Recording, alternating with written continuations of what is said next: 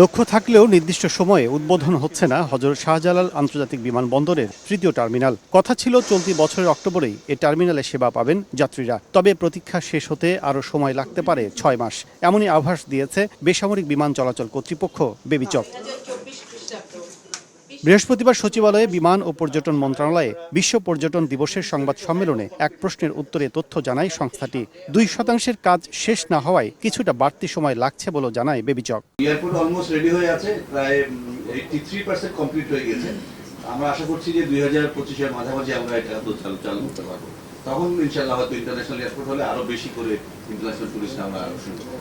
সংবাদ সম্মেলনে প্রশ্ন ওঠে, দেশের একমাত্র প্রবাল দ্বীপ সেন্ট মার্টিনের টেকসই পরিবেশ নিশ্চিতে পর্যটক যাতায়াত নিয়ন্ত্রণে কি পদক্ষেপ নিচ্ছে সরকার। জানানো হয়, উদ্যোগ নেওয়া হলেও প্রতিদিন কি পরিমাণ পর্যটক দ্বীপটিতে যাবেন তা রেজিস্ট্রেশনের সিদ্ধান্ত চূড়ান্ত হয়নি। একটা নির্দিষ্ট পরিমাণ টুরিস্ট সেখানে যাবে একদিনে, তো সেই পরিমাণ যখন হবে তখন স্টপ হয়ে যাবে রেজিস্ট্রেশন, এরপরে যারা হবে পরের দিনে।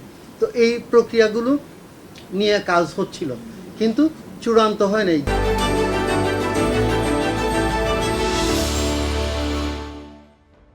বিশ্ব পর্যটন দিবসকে কেন্দ্র করে পর্যটন সচিব বলেন, দায়িত্বশীল ও টেকসই পর্যটন খাত প্রতিষ্ঠায় কাজ করছে সরকার। নানা ধরনের চ্যালেঞ্জ ও সংকট কাটিয়ে পর্যটন শিল্পের নতুন উদ্যোগ ও ভাবনা বাস্তবায়নের মাধ্যমে নতুন আঙ্গিকে কাজ করছি আমরা।